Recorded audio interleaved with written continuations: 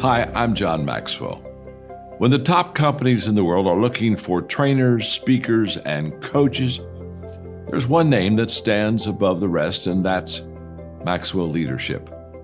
Our certified team members have gotten proven results for companies all over the globe, and our reputation, I'm proud to say, is second to none.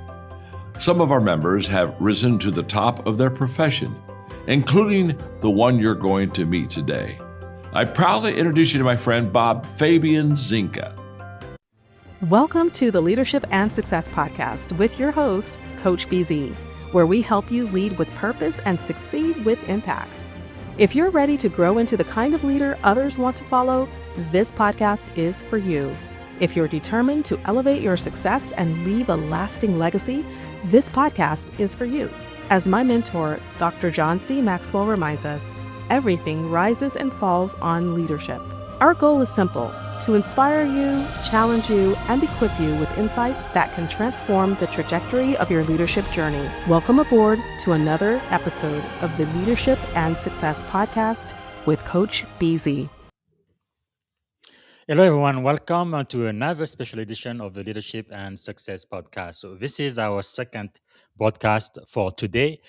So for those who watch the first one, as you know, we like to start with moment of gratitude. And today I am really grateful that I'm still alive. No, I can still breathe, because as long as I have breath, there is hope for me. And I am so grateful for that. So let us know in the comment, where are you joining us from? What city, what state? And if outside of the US, since we are global now, please go ahead and let us know which country. And also what you are grateful for. And if you do have a question for my guest, please type it in the comment and we will answer live. So let me see if I can properly introduce our guest today. Today we are talking about trustworthy AI, right? Leadership lesson from the front line of AI safety. And I'm going to be speaking to an old friend. We both were students, and we also worked at the University of Alabama. Roll Tide, roll, right? I consider her to be my sister from another mother. And then I think it was in 2010, she moved to Birmingham. And then in January 2011, I moved to Silicon Valley. So I am now definitely into the tech industry and the US Navy. And she's now an AI expert. It's just amazing how life works out. So I'm really definitely looking forward to our discussion today. So today I am going to be speaking to Sarah Katharine Carpenter. Like I say, she's an AI expert, and really one thing that's important, I think, for a lot of people who watch this show, right, is artificial intelligence rapidly transforming business, cybersecurity, government, defense, and society itself, really. But the question few leaders really need to be asking is, what happens when AI systems fail in ways humans don't immediately recognize? And Sarah Katharine works at the intersection of AI safety, adversarial testing, LLM evaluation, failure mode analysis, and alignment and trustworthy AI. And Sarah Katharine specializes in identifying hidden weaknesses in AI system, especially under ambiguous, adversarial, and high-risk condition where output may appear correct on the surface while failing underneath. So her work includes AI red teaming and adversarial prompting, alignment evaluation, and data set integrity analysis, detecting meaning level failures and systemic risk pattern, identifying how AI system drift, misclarify, or break under pressure, and also strengthening trustworthy AI system for the future. So this conversation is bigger than just technology. It's really about leadership under ambiguity. How do you lead when there is no certainty or clarity, right? Responsible innovation, trust in intelligent systems, cybersecurity and AI risk, and ethical stewardship in the age of artificial intelligence. So if you are a naval officer aspiring to command one day, or a tech executive, or a senior engineer, aspiring to become a tech executive one day, I think this episode is for you. Part of what you're going to be learning is what AI safety researchers actually do behind the scene, but also why the future of AI depends on understanding failure. So without any further ado, ladies and gentlemen, please help me welcome to the Leadership and Success Podcast, Sarah Katharine Carpenter. Well, good morning, Sarah Katharine. How are you doing today? Good morning. I'm well. How are you, Bob? Fantastic. Welcome to the Leadership and Success Podcast, all the way from, I guess, Birmingham, Alabama is where you are now, right? Okay. So that's about an hour from T-Town. All right. So, what are you grateful for today? I'm grateful for watching how God lines our life up and things that you don't realize in hindsight become so meaningful. Like in Yes. 2010 or 2007, 2008, when I was in admissions, who would have known that on down the road we would be able to reconnect in such a meaningful way? Yes. It is really amazing the way life works out. No, one advice my mom always gave me is to treat everybody with respect and dignity, no matter who they are, because you never know who they might become in the future. But yeah, definitely great to reconnect, especially in this world that is very fascinating and really changing every industry that we know of. But before we get into AI, what is something about you that most people may not know when they first meet you? Um, I think honestly today that I work in AI, most people when they do find out, they are very surprised by it, especially in the community I am in because it's a very classical education, liberal arts, and it is going to. We're going to keep books in the classroom for as long as possible. So everything has been so. Not wanting to focus on technology, but yet here I come in with AI under my belt. So that's something that my specific community is surprised by. That is really fascinating. And we were talking in the green room for the longest, people who are in tech like myself, they were pretty much required to have like a STEM degree, right? Science, technology, engineering, and math. But your Mhm. degree is in art. You got a Bachelor of Art from the University of Alabama. Why do you think it is important for people, regardless of their educational background? Why is there still room for them in the technology industry? Well, I think specifically with AI, the way that I have looked at it as essentially we're training a computer to be a whole person. So that's all encompassing of every discipline. But most importantly, it's in discernment, language, rhetoric, Yes. linguistics, all of the disciplines, the classics that Mm, are so important for the yes. basis of education are now also important for the basis of building AI responsibly. That is so powerful because I sit on the board of two nonprofit organizations, and we really try very very hard to make technology more diverse, have more women and more people of color. But for the young ladies maybe in school right now who are watching, I want them to have an idea of what an AI expert looks like, right? So you don't have to be a male, and you don't have to just study science or tech or computer science. You can actually come from the background of arts and classical education, and there is still room for you, I believe, at the very top of our industry. So uh, let me ask you this. You work in one of the most important emerging fields in the world today, artificial intelligence safety. What first pulled you into this space? So I remember specifically it was early in 2023, and I saw this as an emerging field and essentially with the untrained workforce. Mm, And so at that time, my youngest was about to go back into kindergarten, and I kind of thought, well, now's my time. I can get back into something. And I thought, well, this popped up. Why don't I jump on one of these annotator freelance platforms? And so I started doing that, and just gradually has compounded.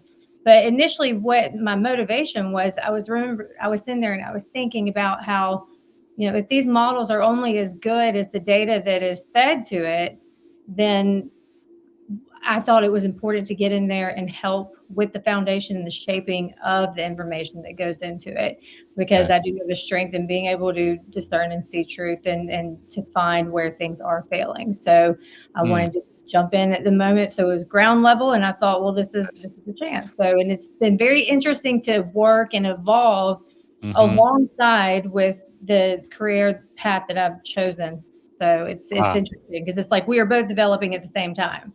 That So is really, really fascinating. Was there a moment when you realized that AI isn't just impressive, but it can also fail in ways most people may not understand? yes, it's really when I started working with models at scale. I saw how outputs look polished, but they would lack meaning. So the danger really just is when wrong answers are still capable of earning the trust of the end user who Hmm. does not have, they do not exercise discernment in that moment to determine, hey, what does wrong actually look like? Should I be checking this? I think you see it in examples in the news all the time. There was a lawyer recently who I believe used AI to create a complaint or something, and then he's been fined for that. So it's Yes. absolutely important to know how to responsibly use AI. So just seeing that Yes. little bit of a semantic drift and understanding on downstream how that Mm. can affect the end user is really when I saw that failures are really one of the most important things in this.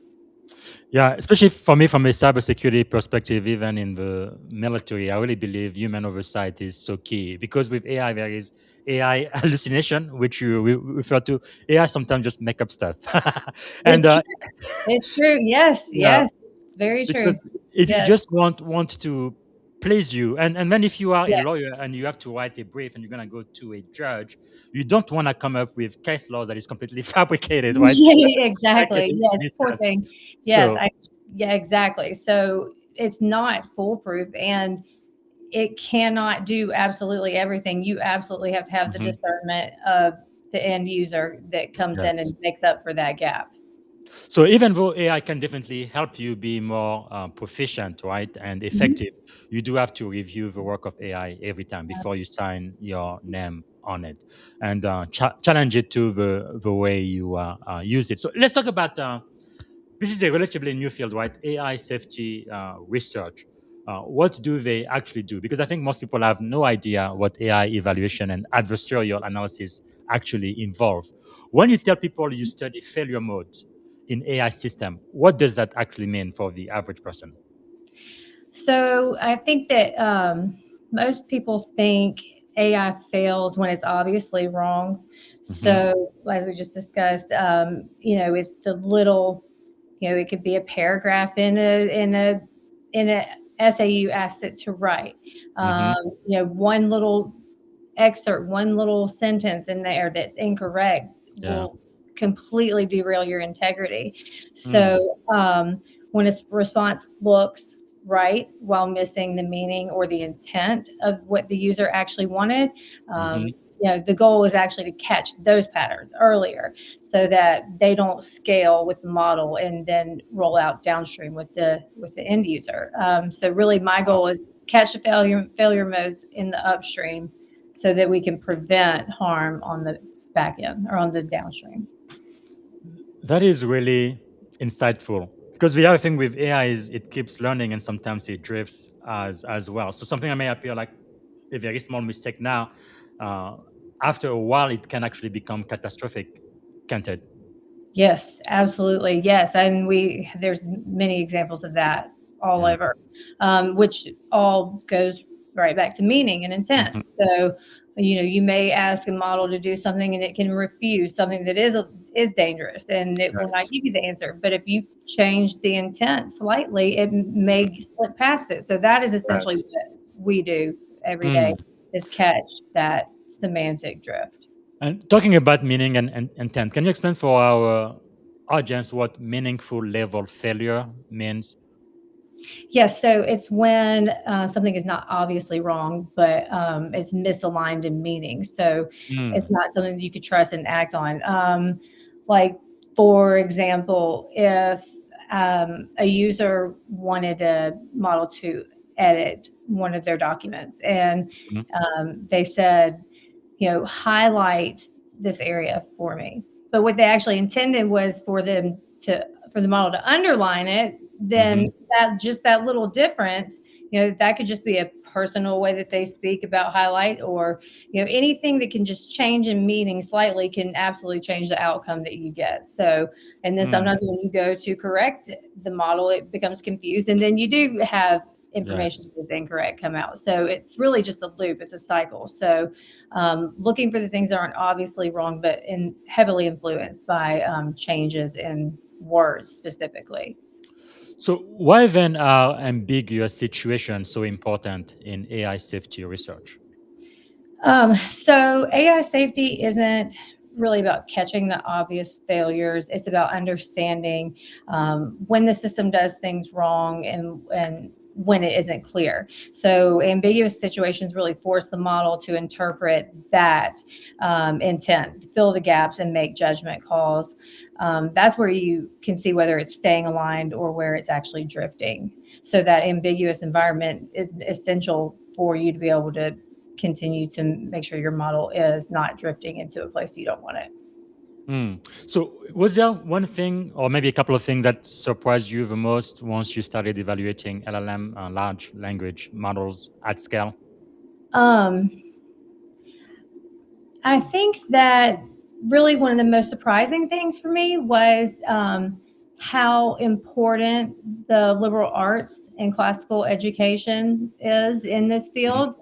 That's really something that I kind of, it was kind of a realization I had very recently Mhm. because I was thinking, okay, this is exactly what they teach in the classical school. This is exactly what I learned in arts and sciences. And Mhm. here I am using it today where most people would have thought it's a dying field. These are dying fields, but they're not. Discernment, language, meaning, it's all a judgment problem. It's not just Yes. technical. So we really have to make sure that we're including both the technical and the side that is Mhm. classical liberal arts education. But to be fair, in liberal arts, in the arts and sciences, we did a lot of research. As an undergraduate, I was writing, papers, 3 or 4 papers a semester, 10 to 20, 25 pages each, Mhm. SPSS analysis. So I was given really kind of both sides of it, the Yeah. analysis plus the interpretation in that college. I'm so grateful for that. That was one of the Yes. best experiences I've had.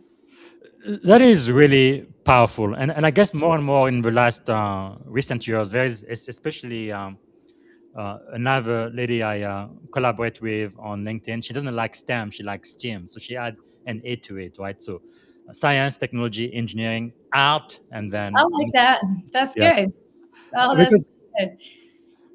yeah, it's true, because I feel like we really need to open it up, because I feel like people who come from a different point of view, they bring so much to the technology Oh, field yeah. because they think differently and they look at problems in different ways. And I think it just adds so much to what we do, I think, when it comes to tech or emerging tech.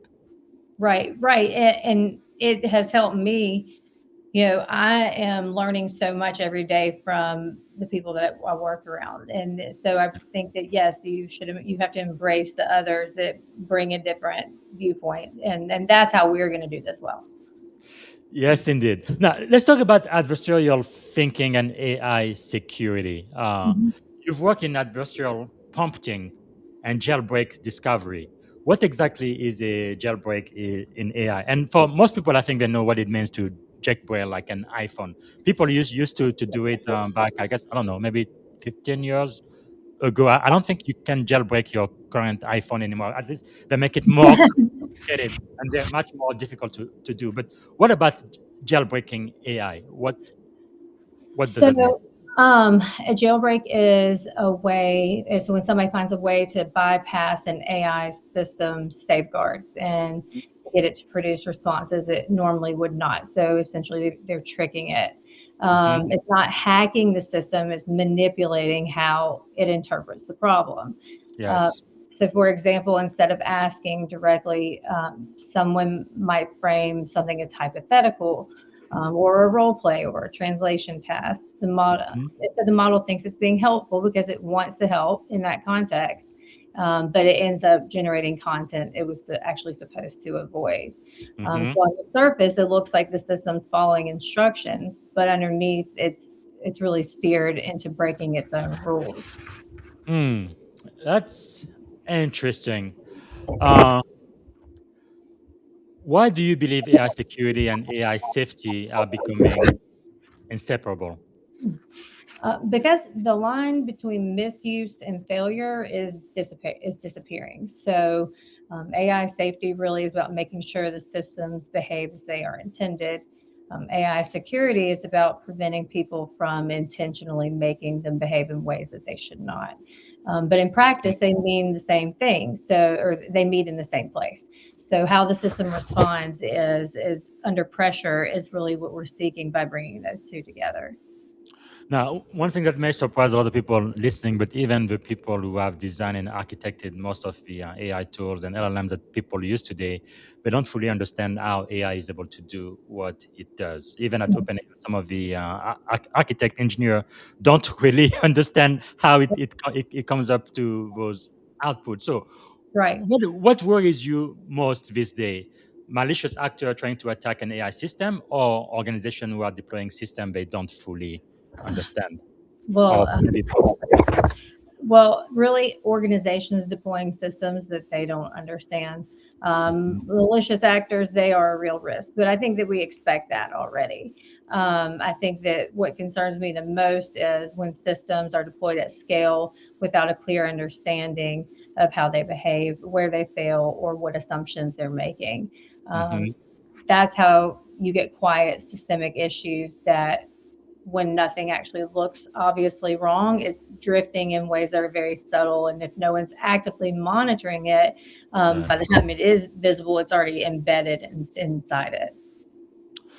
Now, in cyber security, I feel I'm very much passionate about. We often say that most systems fail at the seam. So, for AI system, where do you see the seams breaking today? So AI systems, they don't usually fail in isolation. They really fail at transitions. So when you start wanting to train a model, you have pre-training. So you have the people who are working on small data set. They're auditing it. They're checking it Mhm. for is the model behaving like it's supposed to.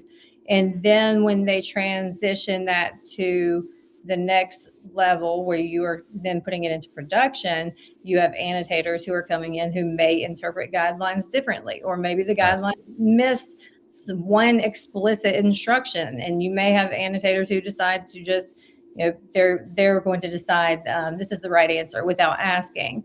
So there's drift there.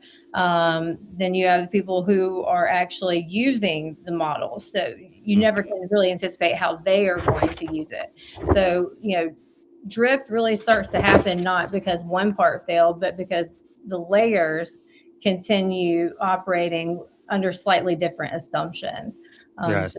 the failure isn't in one place, it's in the transition or in the definitions that weren't explicit. That's the drift. Okay, I like that. Now we have a few people who are watching live who are commenting on the podcast. Again, for those watching live, if you have a question for Sarah Catherine, please type it in the comment and we will answer your question live. So we have Ron. Ron says, "You hit the nail on the head about data is the most important thing for AI." I definitely agree with that. Asking AI for solution instead of where we need data as being directed by AI is the key IMO. And I agree with that. Thank you so much for sharing on. And we have another LinkedIn user who are pinging somebody else because they feel like you are talking about such an important subject they want their friend to see. And I believe this is Colleen Trout. She says hallucinations replicate. And that is so true. And somebody else is asking another one of their friends to come join us live. So a lot of people like what you are saying. And I love to stop some time to acknowledge that because when I started this podcast 5 years ago, it was just me, myself, and I. Nobody was listening. I was doing it just for the audience of one. So now we have potentially 65,000 people listening around the world. And when they interact with us, I definitely want to acknowledge that. I guess another question I have for you, Sarah Catherine, is what do you think most organizations underestimate right now when it comes to AI risk? Okay. Well, I think that they are underestimating how inevitable the drift actually is. I mean, I think that if you have a model, you can expect that how quickly it scales. If no one's watching it, no one's owning it, then it is going to drift. You should just expect Yes. that. I don't think that they really anticipate what that means as far as a continuous monitoring of the data. Mhm. I think that a lot of people are even missing it. I think that you have to have a person, at least one person, who just essentially sits within the data set and watch what happens as people are annotating, auditing, reviewing, and evaluating. Because if you go and you just look at a few different examples, you can start to see the nuances and the things that are slightly breaking down. Yes. It's very, very interesting. No, I think what you're saying is so critical and important. For example, for my military background, we've started now using AI for military operation, if you believe it or not. I think we started for the first time for a live military operation in January, right? When we went to Venezuela to kidnap their president. And of course, we are using AI again for Operation Epic Fury in Iran. But one thing in the military, though, because especially when it comes to safety, because it's a matter of life and death, I believe we absolutely have to have human oversight. We cannot let those LLM and machine learning and AI make all of the decision and take Right. action too, right? A human being has to review it because it could be the difference between targeting our actual enemy or killing innocent girls in a school. So we absolutely have to have human oversight for that. But why do you think human oversight is so critical based on the work you do as an AI researcher? Um, it all comes down to the end user and preventing harm to the end user. That's really what my motivation is. Yes. Because I think that where we are today, this is probably the most impactful set of decisions we will be making that will affect this generation coming up underneath us, and then even the generation underneath them. So it's really, what are we going to leave behind for them? Are we going to leave them in a better place, or are we going to leave them in a much harder place? And right now Yes. it's very, very critical because we're at the very beginning. So we can catch this now and stop it before it does scale and compounds on top of each other. You want to catch it when it's Yes. easier. And that's now. So Mm. I feel a sense of urgency in that. Just, it's like, it feels like a race to get there, to stop it, to catch it, and prevent it from going too far Yes. too soon. No, that is so insightful.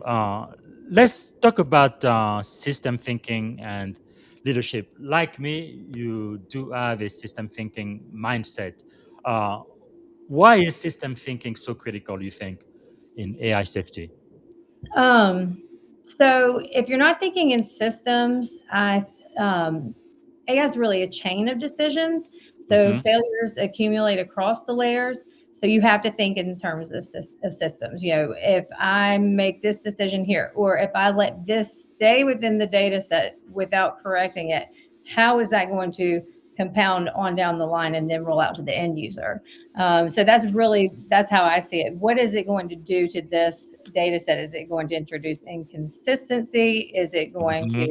to, have the model drift? I mean, some of these things could be so effective as one day the model is making decisions on its own based upon inputs, parameters you haven't actually given it, but you Yeah. didn't correct the intent. And so Hmm. there, it is confused on what the intent was, and then is kind of acting in its own agency at that point. Yes. Wow. Now, one thing you've said before is the most dangerous failures are often the hardest to detect. That is quite insightful. Most dangerous, hardest to detect. How does that idea apply beyond artificial intelligence, maybe to leadership or organization in general? Um, I think that a lot of what you see replicate in AI also replicates in our world. It's very interesting because as I'm sitting in the data, I'm running a parallel loop in my head to what I see exist in the world. So I guess really one of the most important things for leadership and leaders, Mhm. um, the instinct is often to react quickly when we see things that we think fail. And I think that that's not the right answer. I think that you Yes. have to sometimes be very patient and have controlled restraint. That's really Yes. something that I have focused my practice around, is Mhm. restraint, controlled restraint, in a way that I'm able to make clean decisions that I'm confident in, that I've thought well through. And so I think that that's really one of the most important things for leadership, is to not react so instantaneously, but see how it's going to develop. As far as within education institutions right now, they're building, a whole new colleges that fall under the college, for the school, the university, and ones that are creating new disciplines when we actually already have these disciplines. They Mhm. exist. And so instead of jumping to race to try to be at the front, I think that sitting Mhm. back and deploying it meaningfully and well is what's more important. Yes. Wow. That is quite insightful. What leadership lessons have you learned so far from studying how intelligence systems fail? And you've been doing this for quite a while. Really, and it's interesting because I enjoy it so much because it does feel like often a personal development in so many ways because I guess you are analyzing meaning, and so it Mhm. helps you interpret that, internalize that. So restraint has been the biggest leadership lesson for me, especially yes, learning to not react quickly, to sit back and think, and to really stay anchored under pressure. Yeah. But now, one thing I have noticed when I came to Silicon Valley about 12, 13 years ago, our IQ, I think, is extremely high in this area. But the EQ, we have a lot of work to do, emotional intelligence and showing humility. How important is intellectual humility when working at the frontier of technologies like artificial intelligence, you think? I think that it's extremely important. It's probably one of the most important things because when systems start to drift or behave unpredictably, um, you really have to be able to say, well, maybe I'm not right, and be Hmm. able to listen to your counterpart or the engineering or the researchers, whoever it may be, and to not just dig your heels in and say I'm right no matter what, Hmm.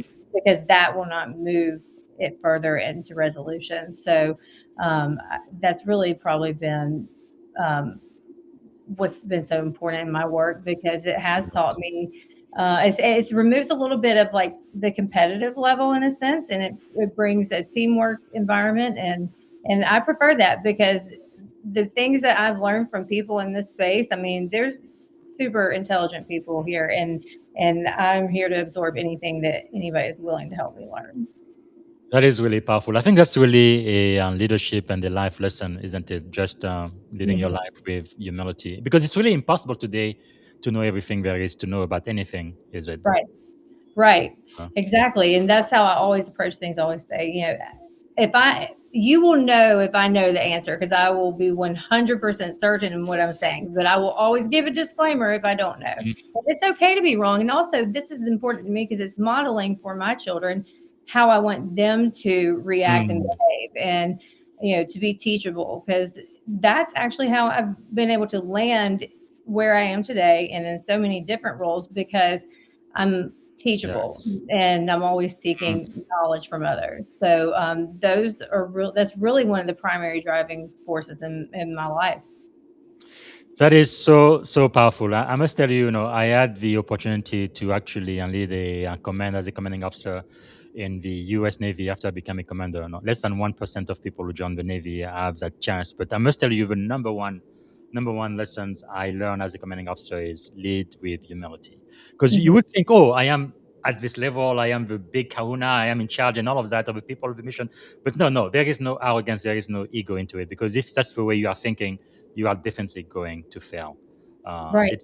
It's just amazing how God can add circumstances to really humble you at times when your ego gets too high, but you really have to lead with humility no matter what you do. That's definitely a lesson I will always keep. Um, wow. So let me ask you from your system view mindset, what do you believe separate organizations that use AI responsibly from those who are simply chasing hype these days? I think that the ones that are using it responsibly, they're disciplined and they're quiet. They value meaning and not the hype. So they're not rushing to scale. Hmm. They value quality over quantity. Getting it right is more important than sacrificing to push it through to production. So Yes. it's really just that controlled, that quiet restraint that I have been focusing on adopting myself. Now let's talk about the future of AI safety and security. In my opinion, I think Europe is doing it a lot better than we are here in the state. No, even when it comes to privacy, they have GDPR. We don't really have a federal lawyer, except I guess of the Privacy Act of what 1976, which is completely outdated. No, so many things happening now, technology-wise, that didn't exist back then. But I guess a question I have for you: do you believe in America we are moving faster in AI capability, and we are not moving fast enough AI safety and security? Yes, I do believe that we are moving faster in AI capability than in safety.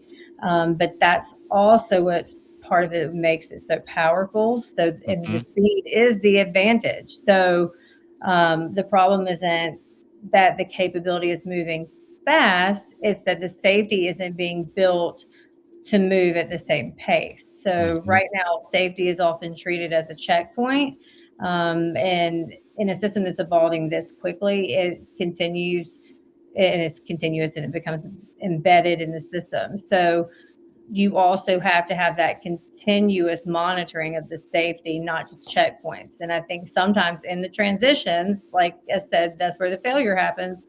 That is where people assume, or the teams may assume, okay, they check the safety of this. We're good. Hmm. It's moving on to us safely. That can never be Yes. assumed. So Hmm. I think just really getting the continuous monitoring of the data Yes. is the most important thing here. So, what keeps you optimistic then about the future of artificial intelligence? Well, the fact that we are still early and that the standards aren't fully developed, and we still have the opportunity to come in at this point, and it has not been rolled out in a way that has been harmful as a whole to us. And I think that we are still early enough that we can do this well, as long as it's done intentionally. So, Hmm. um, the right systems, the right people in Yes. place, and the right humility too is what Hmm. we need right now. So we are right on time if we handle it well. Thank you so much for sharing that. Anything that keeps you awake at night when it comes to AI safety? So I think that yes, actually, there's a gap that exists. I think with people, my peers specifically, parents and children and education. I Hmm. think that it's so important for parents to be trained, educate the schools to be trained, so that we can train our children to use it responsibly. Also, Yes. that's something I do, and I've taught. I have a 7-year-old that he picks up my iPad and he goes to ask, he filters apps on, but Hmm. he wants to download. And so instead of coming to me first, he'll go filter and he comes back to me and he'll read off we call Chat GPT Chet because we feel like he should have a name. So Chet is his name. So Rhett comes back and he'll say, Chet says that this one's okay for me to have. And he'll give me all the Mm. points. I'm sure he's reading through and skipping the parts that I don't want to hear. But, so it's so good though, Yes. 'cause that takes out time that I would have spent looking and reviewing the app. And he's using it well. My other son used it to create a basketball training program for Yeah. himself. And to see them do that so well, it just makes me very happy because I think, well, this is it. This is how we do it. We don't hold it Yes. back from them, because if you hold it back from them, what you'll have is children who are hiding in their bedrooms and using it in ways that we don't want them using it. So um, parents really have to step in here, and instead of saying, "Oh, I'll let my kids teach me how to use these things," it's too Mhm. powerful. We can't let them do that. And Yeah. then education, especially in the classical realm, we really need to step in and fill that gap, because Mhm. what they teach is exactly what AI needs. And so those two have to come together so I that like that. we lead this space. I like that. I think to me, one of the most tragic example of this was a couple of years ago. Right? There was this little boy, I think it was in Florida, 14-year old, who fell in love with this AI chat bot and then decided to kill himself so they could meet in AI heaven or Mm. whatever. So a human being actually died because of this powerful technology. And then also a lot of, especially teenagers. I think their brain is not quite fully developed yet. They get addicted to a lot of this technology. What do you think can be done? I guess first at the parent level, but maybe even at the societal level, so we can see more safety guard when it comes to the use of this powerful Um, technology. it's really, so I think that not pretending that it doesn't exist. Mm, And there's a lot of spaces where people just, they kind of just pretend it doesn't exist. Or, and yes, instead of running from it, we need to embrace what is good, what can help us. And it is the speediness. And in a yes, world where we are constantly demanded and pulled in every direction, why would we not embrace something that can execute a task for us faster, that can read through a document and give me the points very quickly. Last year, I remember at the very beginning of the school year, they gave us like a 60-page packet for sixth grade, and hmm I was like, okay, I'm going to do this really well. And so I put it into the model, and I found the bullets and that I needed, even down to the one at the yes, very end that said, "Sign this place, and your child gets a 3-point bonus." And I was like, hmm good for you, Chet. You did this well. So yes, I think that we really have an opportunity to teach the children how to use mm, it well. We can't ignore that. So yes, I think it has to be embraced on all levels, just all the way around. Because that's one mm, thing I focus on with my children is that, when they say Chet's so smart, that's when when you realize, remember, he is a computer. It is not yes, it's not a person. He mm, doesn't have feelings.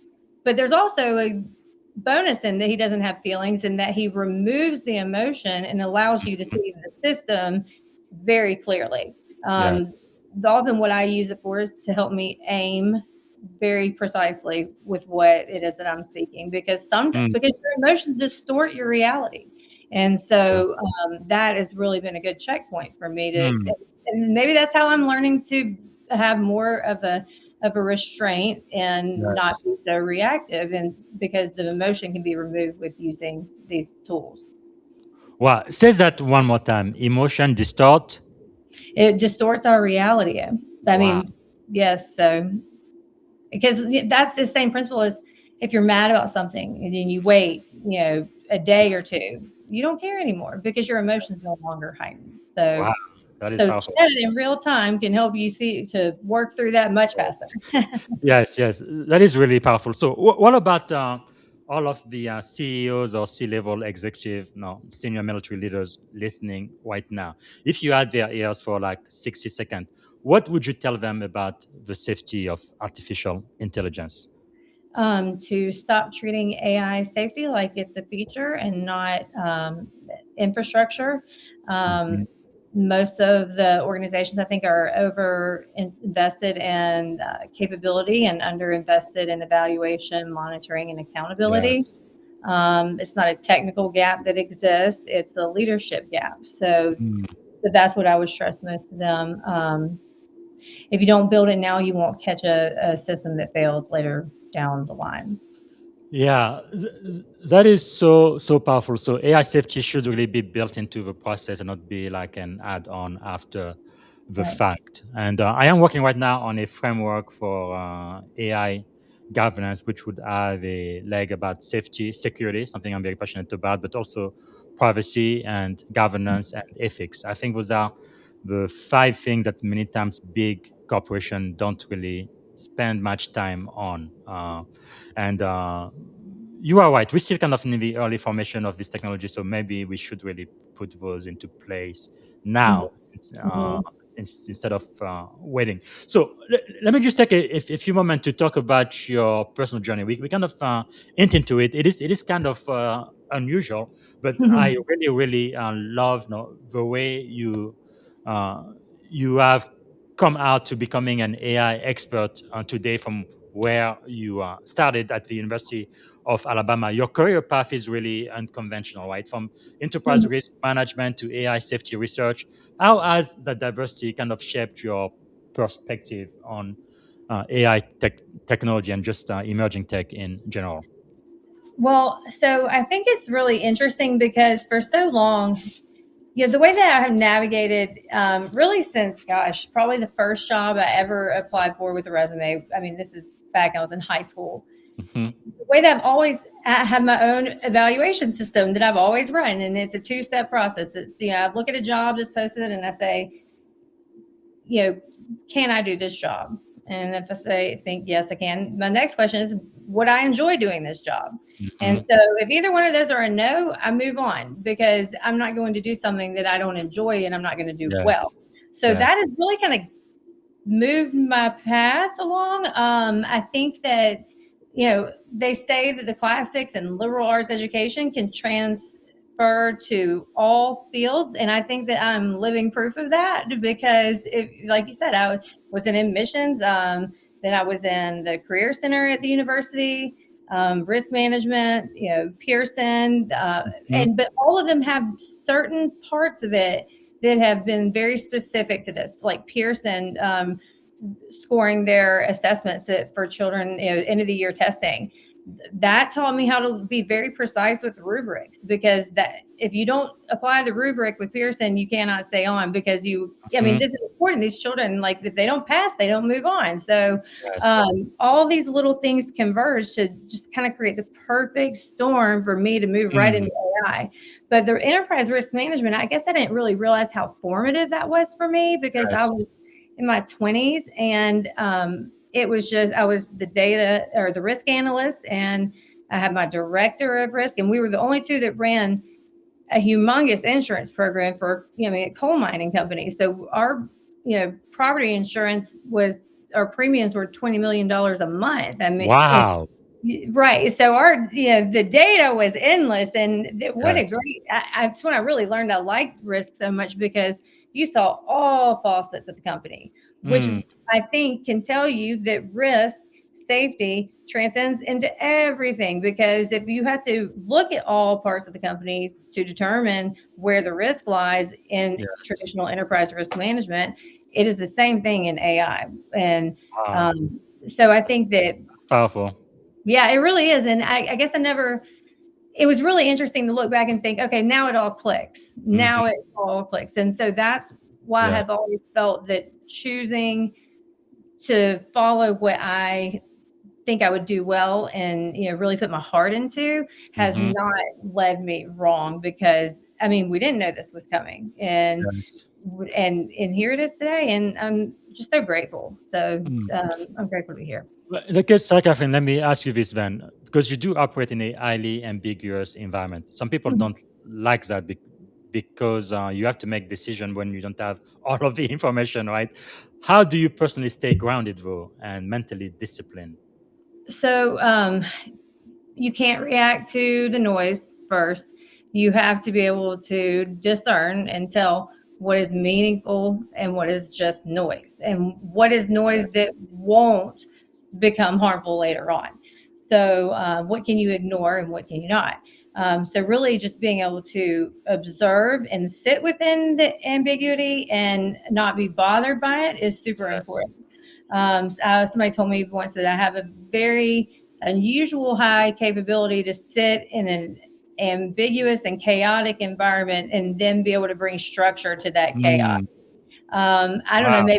maybe it's being the youngest of four kids. I learned it, or Yes. maybe having three children. I think that those are chaotic situations, and so Hmm. I, I've always very naturally been able to see where the issue is, Yes. and think, okay, this is how we fix it. Mm. So Powerful. it used to feel like a curse sometimes, but Yeah. so I'm like, I'm always the one that sees the problem, so I'm always the one that's going to fix the problems, and that's fine. No, Yes. so but now I'm doing it in a space that I'm really enjoying, and it Mm. means a lot to me because it affects so many people. Yes.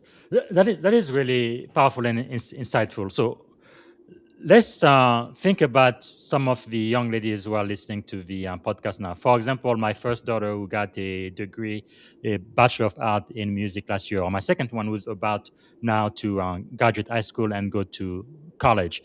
What would you tell them? Which advice would you have for young girls trying to transition into AI safety or AI security today when they may not have a STEM degree of a traditional background to get into the field? What's interesting, you said she has a degree in music. What I think people that have see that work at universities, the kids that come out of the music school, they're outstandingly intelligent. I mean, Yes. in fact, I was given a fact at Alabama once that the people admitted into the law school, top 25 public Hmm. institutes in law school, the most accepted from majors is a music major in Alabama. And I That's thought, that's crazy. just amazing. Yeah. So I'm like, if you want to be a Yes. music major, you absolutely should. It's working different parts of your brain. So you're building Yeah. pathways, just like we're building pathways in the AI system. You were building pathways Yeah. that didn't exist before. So That's I think amazing. fabulous. So, but really, experience is what you need in this. There's so many platforms out there that you can Hmm. join. You can jump on a freelance project and just get very broad, Mm. quick experience. And I think very quickly whether you can do this well or not. And so Yes. I think it's important to lean into the things you do well. And if you don't do something well, don't just stick to it because it sounds good. Go find what you're passionate about or what you're good at doing, because that's Mm. how you can really contribute in ways that help. That's really powerful. And talking about music, my daughter was telling me the number one artist today on YouTube is not a human being, but AI. They create music and songs and all of that, and people love the music. Then I wonder who the royalties goes to, since it's not you can't really send money to an artificial intelligence. But anyway, it's really amazing how the world is changing. It's just Truly, incredible. Now we it's have another question from our live audience. Colleen Trout says, "How do you program intent across a diverse and changing landscape?" okay. So you have to find where the meaning could mean more than one thing.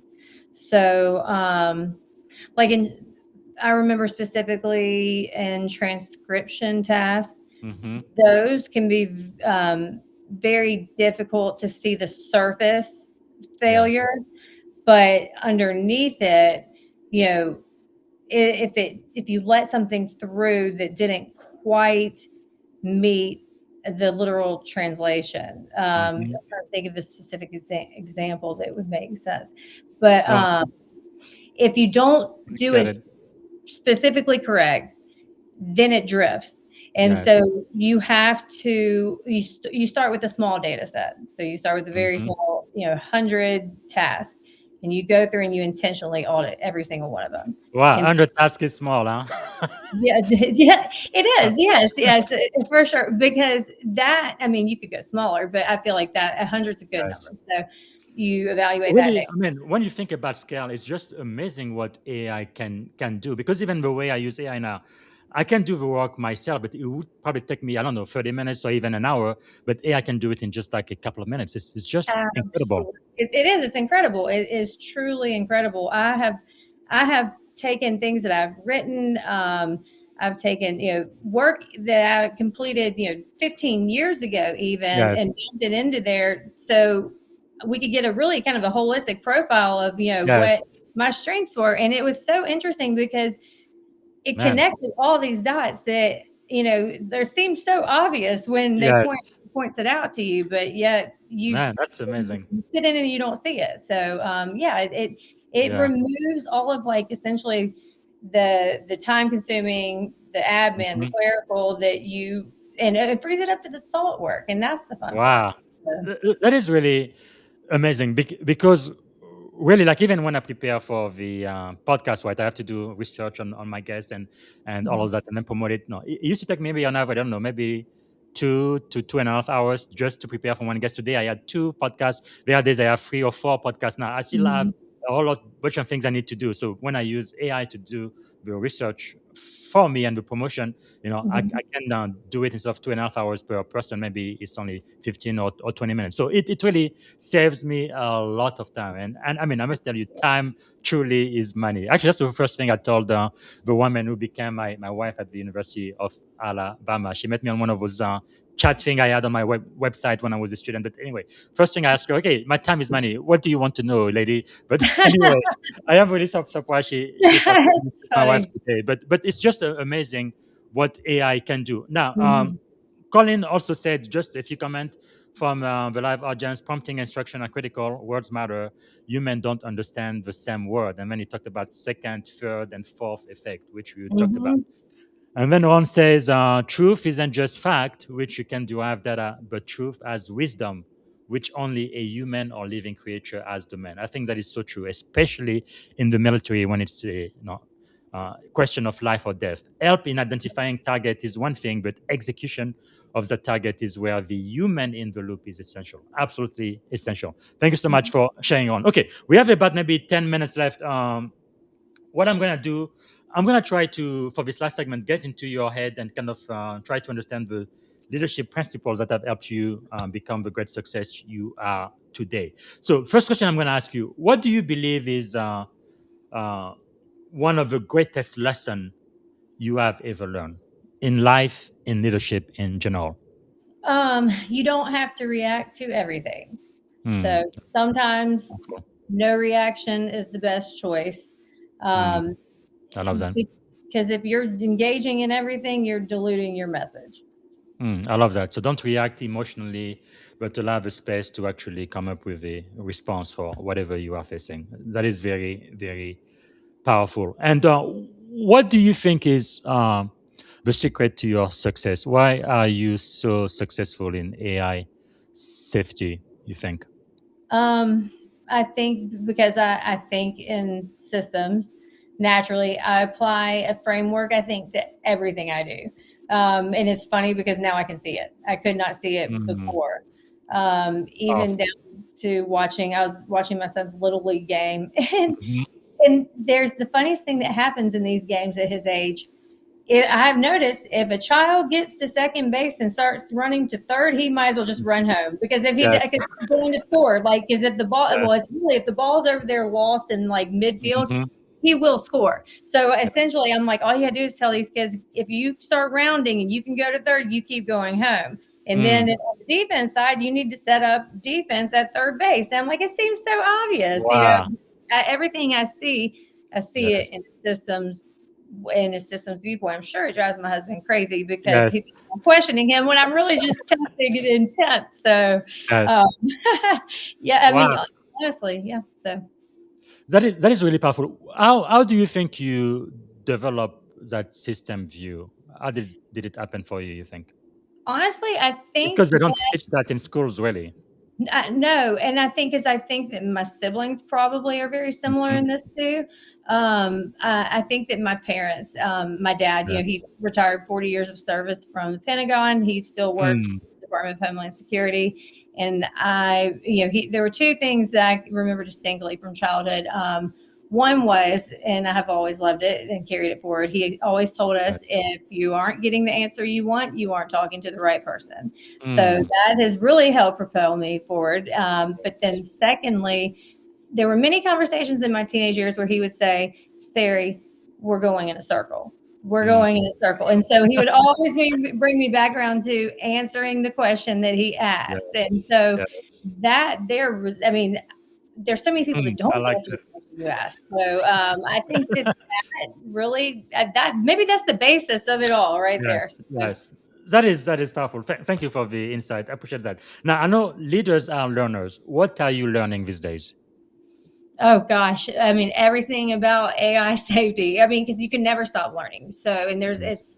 I use, my own personal model for training. Mhm. Like I ask it to help me create a training system so I can, Yes. what parts am I missing here? Where can I go look for more training? And it Mhm. directs me to it so quickly. So it Yes. really, because I enjoy this space so much, because I enjoy language so much and Mm. grammar and all of the disciplines that I talk about from liberal arts, classical education, it's really consumes me, and I can sit That's in it for something. hours. Wow. No, I think really being passionate about what you do, that's so key because if you don't have passion for what you do, if you're just looking for money, eventually you are going to face some challenges and you're going to want to quit, right? Because there is no love, there is no passion. But Absolutely. on top of that too, I like that you're saying basically we have to make up our mind in this century that we're going to be student forever. We're going to have to keep learning and learning and learning. It's not like when my grandparents went to school, they only needed high school back then and they could work at one Mhm. position, one job for 20 years, 25 years, and get their gold watch and retire. Those days are gone, aren't they? It's Oh, sad. Yes, sadly yeah, they are. it's You know, but at least everybody expects it now, I guess, because yes. there was a transition, I think I remember with even my husband, 10, 15 years ago, where we were like, Mhm. okay, this is not how it works anymore. So Yes, um, yes. we're moving around. So, No, but it's really exciting to be alive in 2026. Now, we do talk about success a lot. I love this coin I got from one of my skipper. One side says success, the other side says failure. How has failure shaped your life? so failure, it's in the failure and the struggle and the hard times where growth really happens. Because if you're not failing, you're probably not growing. You just Mhm. think, oh, I'm doing great, everything's going well. So for me, when I was at Alabama and I worked in admissions and I made a decision to go into the MBA program, um, I it was the year of the swine flu, 2009, and I ended up, getting the swine flu right before finals, and well, maybe about a month before finals. And so I medically withdrew because it was very difficult on me health wise, and I had come from arts and sciences into the business school, and it was so different from anything I had done before. And Mhm. I took a step back and I really thought about it, and I thought, well, what do I want to do? Because the business school is so different how it functions from arts and sciences, and in arts and Yes. sciences I felt like very valued and coddled, and then the business school, and there's nothing there, it's a great business school, and Mhm. but it wasn't for me because they teach you this is how you do it. If you do it like this, you're going to graduate and get out. It wasn't like classroom discussion, let's talk about this, where in Yes. arts and sciences it's very meaningful and philosophical in ways. So that's when I thought, well, I don't actually want to do that. And so I spent Yes. a period of time drifting, I think. And so it really helped me to reevaluate who I was and what my values are and what do I really want to do in my life. Hmm. That failure really, without it, I don't think I would be sitting here today. Wow. Thank you so much for sharing that. Is there a greatest fear that you've been able to overcome in your life? Yes, but not by choice. I'm losing my mother. So she Sorry to hear passed. that. Thank you. She passed in 2017, 2018. She actually, Wow. yes, it was right around the time we were moving. And what I remember thinking before she passed, there was so long, my whole life, I thought, how will I survive without her? I will never be able to Yes. live without her. But then Mm. what I found was that my faith and the foundation that she gave me was so strong that Yes. I came out on the other side happy Mm. and with intention and direction, and she still has influence in my life. Yes. So it's Yes. just on a different level. So Wow. yeah. I'm really sorry to hear that. I guess that's another thing we have in common. I lost my mother during the COVID Mm, pandemic. She was in France, and yeah, she passed away. For the first couple of months, I didn't think I was gonna make it either. mm, But yeah, but again, I rely on the faith that she taught me. Actually, most people don't know, but my middle name is Minu, Minu. It's a Latin name, which in English is translated faith or hope. So she gave me that name, and yeah, I always will rely on my faith when things don't go my way. Now, I don't think I will ever get over that she's no longer with no, us on Earth, but I can definitely live life with normally and remember the impact she's had on yes, my there's life. And beauty in the it's, transformation, but it yes, doesn't mean I wouldn't have sat untransformed happily for the rest of my life. So, yes, but yes, it really, I think that everything is full circle eventually. And true, true. um, Mm, she gave me such a wonderful foundation, and yes, I'm so grateful for all of mm, everything she did. So, but I always thought I would never survive that, and so it was meaningful to look at the almost 10 years down the road and think I am actually happy today. The holidays are enjoyable again. yes, Yes, I miss yes, her, and I'll yes. always miss her, but That I didn't is so think I would true. Mm. so And I know we have the same faith, and we do believe you will meet her again. So yes. Yes, Thank that's you for right. giving hope to my audience. Okay, so let me ask you: if you could choose three people to have dinner with, you could choose anybody who's alive, dead, or even fictitious character. Who would you choose and why? Three people. Um, so I would choose Jesus Christ because he's my Mhm. savior, and Okay. I have lots of questions for him, I'm sure.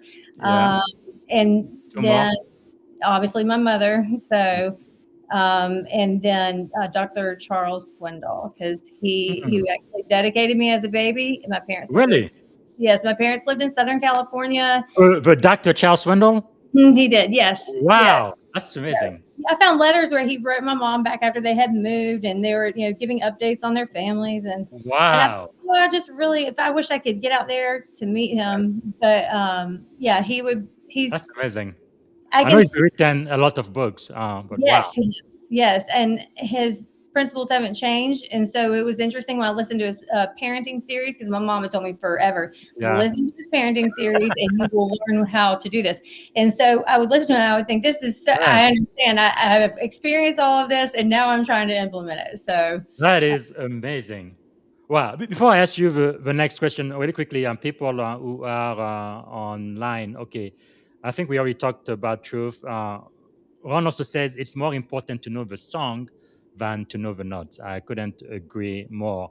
And Walker from YouTube says, totally agree with that. As a higher ed professional, music major as a whole are highly intelligent and often tend to be high performers. So I guess people may not know I am a musician too. I started playing the piano when I was about 7 years old, initially because my dad forced me to, but later on I really loved it, enjoyed it. I think it allows you to, I guess, use both sides of your brain, I think. But anyway, yes, uh, yes.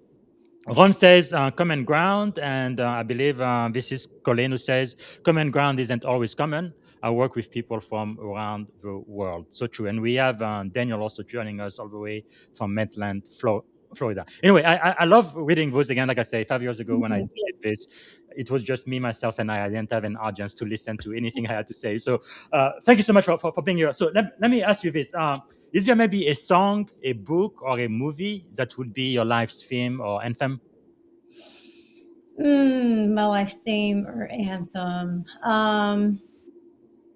I think one of my most favorite songs. The one that I tell my children, say Mhm. if anything ever happens to me, go pull the program that I wrote for my mom's memorial service and just add Mm. "Be Thou My Vision" to Viva it. my vision, yes. And we'll be ready to print and use it. So that one, absolutely, that one is Is very. is there that one is sung by a lot of people? Is there a favorite artist you like? No, no, Rendition? well, no, I because now you go online and you search and there's so many and you don't recognize Yeah, any of them. So there's always yeah. gonna. I like the Okay. male version of it though. So Because yeah, part of the reason why I asked, because for this podcast since last year we have two things. So I have a digital library. Any book you recommend on podcast, I okay, add those to the library.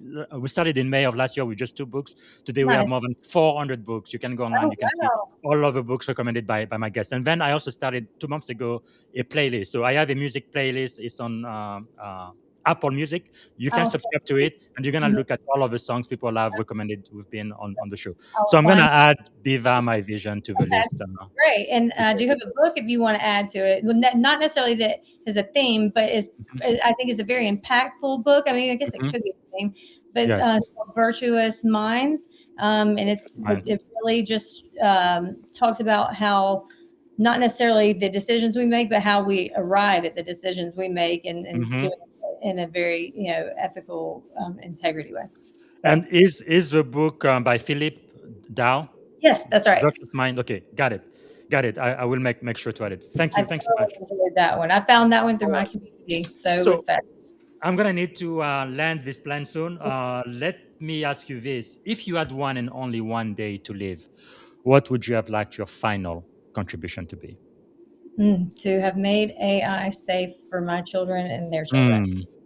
Mm, that's so powerful. I like that. Now, if you had a magic wand, you could solve any problem in the world. What is the one problem you'd like to solve first thing tomorrow morning? Inflation. Okay. Yeah, that's a. Okay, great I, one. I can't believe how much food is costing these days.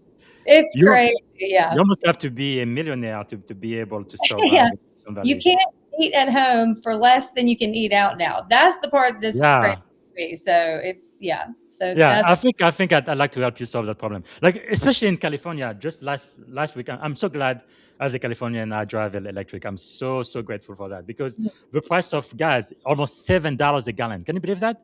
yes. I can. Seven Yeah, dollars. I had sticker shock at the pump myself because I pumped it and didn't look, and I looked back and I was Wow. what happened. So yeah, Man, I want to have a week like folks are about to purchase gas and just go to work. It's just incredible. But yeah. yes. Yeah, I am definitely with you on that. Okay. Let me see.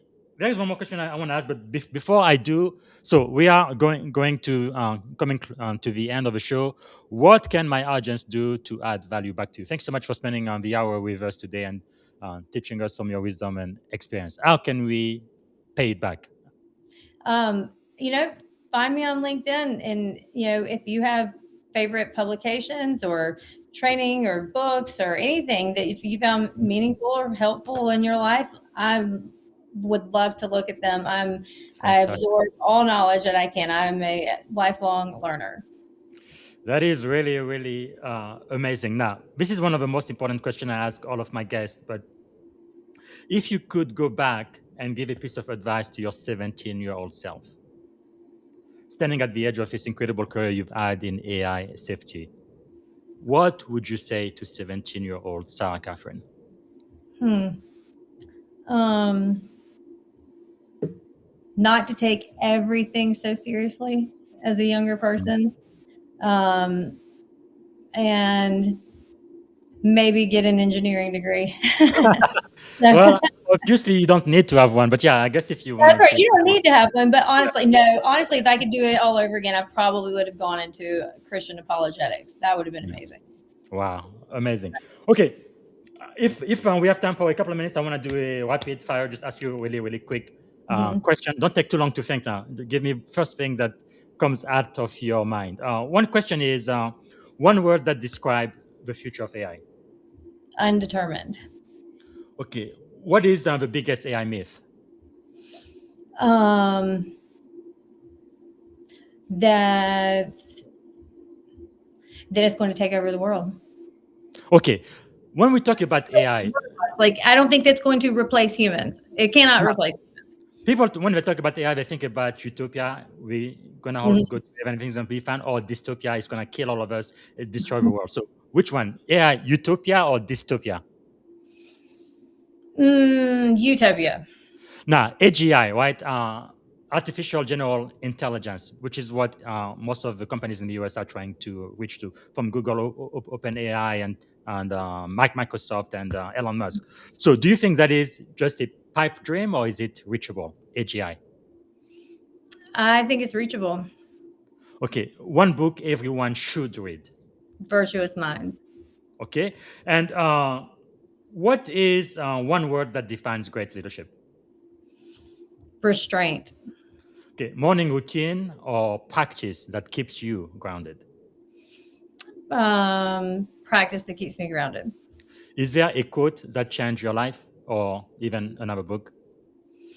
What was the first part? Is there a A, what? a quote or a book that changed your life. Don't say Virtuous Mind. Okay. So anything by Dr. Charles Swindoll. He has a lot of really good books. Oh, the Book of Proverbs. That's my best. Yes, What a fantastic. wisdom. So, So they're Proverbs. very good. Who inspired you the most today? Who? Mm-hmm. You did. It's been so Really? great today. Wow. Yes. So I have always watched your career and I thought, wow, Bob's done such a great job in his Thank career. you. Thank you. Like what a wonderful job. Well, Like great. And then all of a sudden AI emerges and I'm like, here I am. wow. So Thank you. Coming from my T-Town girl, I really do appreciate that. Thank you. Okay, what is the leadership habit you refuse to compromise on? Something you will do no matter what. No compromise. I do not compromise on accuracy. All right. And what is a question every leader should ask themselves? Am I doing this for myself or for others? Back to humility and ego. Huh? So, what did you want to be when you were a kid? A lawyer. I thought I Really? did. Yeah, I did. Ah, So okay. did a LSAT and changed my mind. Well, now with the work you do in AI, you are helping lawyers use AI safely. So, Mhm. bravo. And What else? honestly, it's the thing, but the LSAT was very focused on what is true Mm-hmm. and meaning, so it all kind of cycles together. Yes. What are 3 adjectives describing you as a child? It's playful, mischievous, um, follower of my older brother. Okay. What about as an adult? Determined, precise, loyal. All right. I like to end the show on an optimistic note. So, what is something you are feeling optimistic about these days? My direction forward in this space. Fantastic. Okay. The very, very last question. Oh, before I ask you that, is there any question I should have asked you? Anything else you wanted to share on the podcast before we end? No, I think that we covered pretty much all the high points. So Fantastic. it All right. great. So, last question. One word that represents our shared experience on this podcast this morning. Um, one word.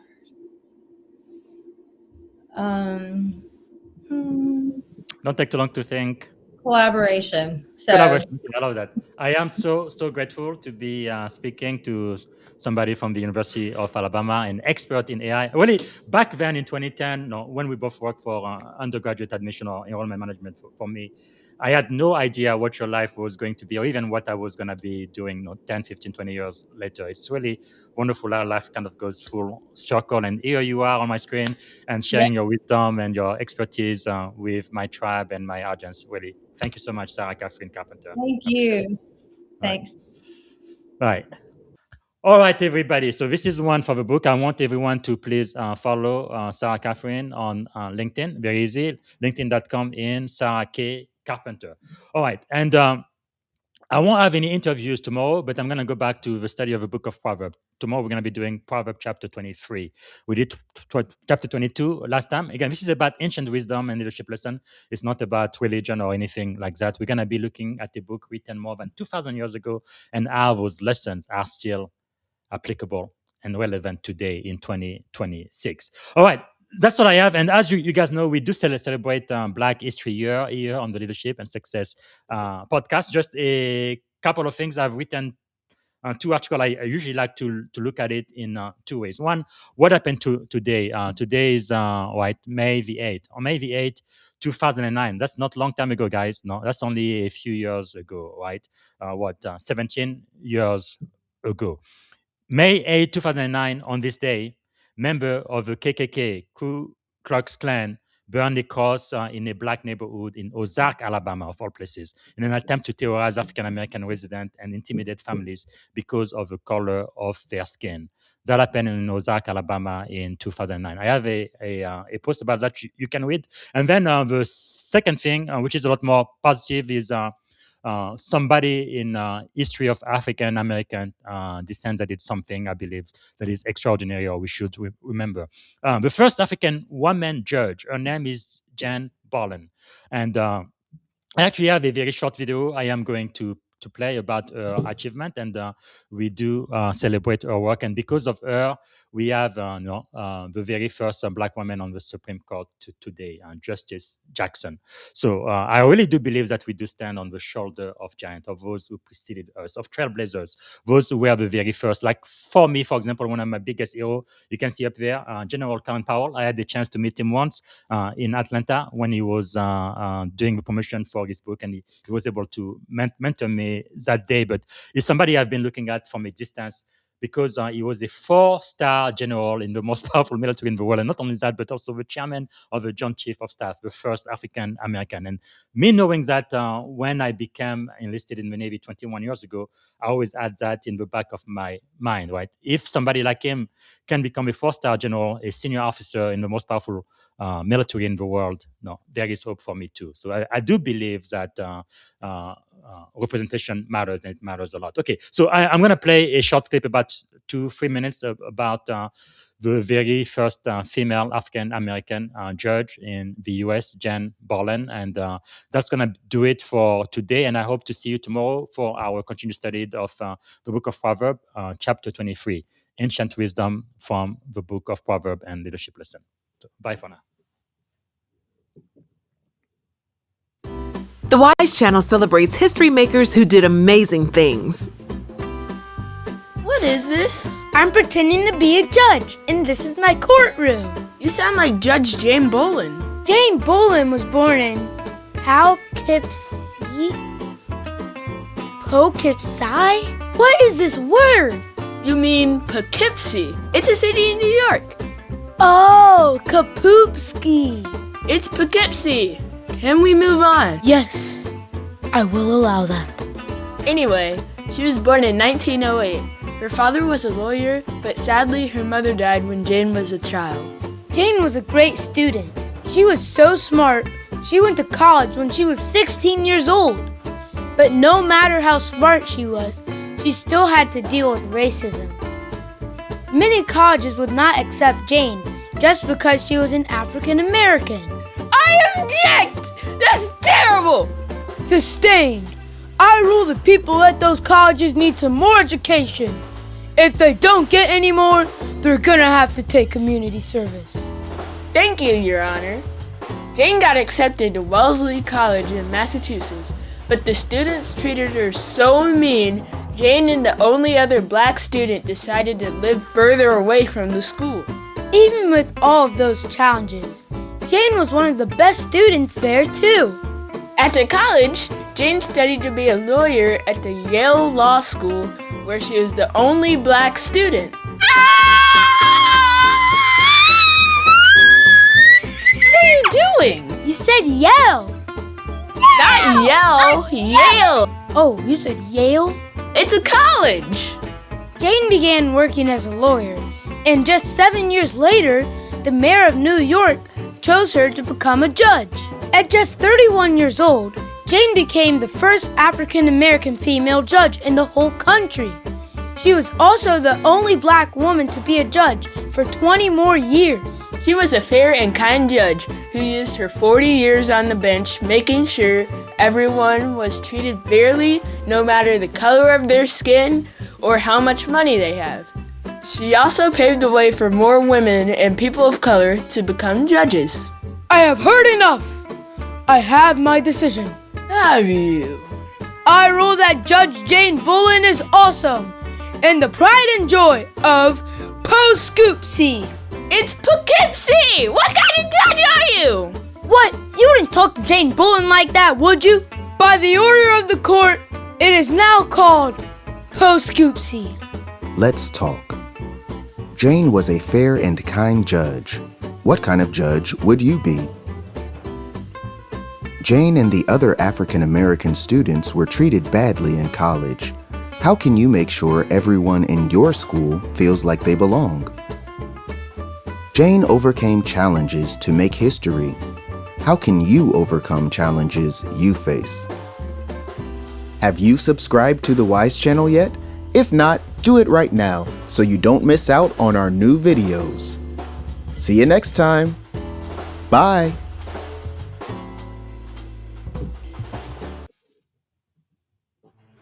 Thank you for tuning in to the Leadership and Success Podcast with your host, Coach BZ.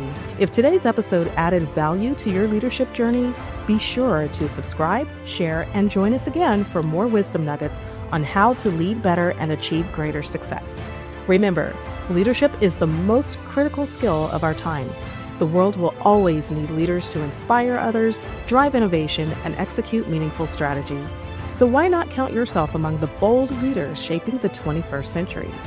Until next time, stay inspired, stay committed, and keep leading with excellence.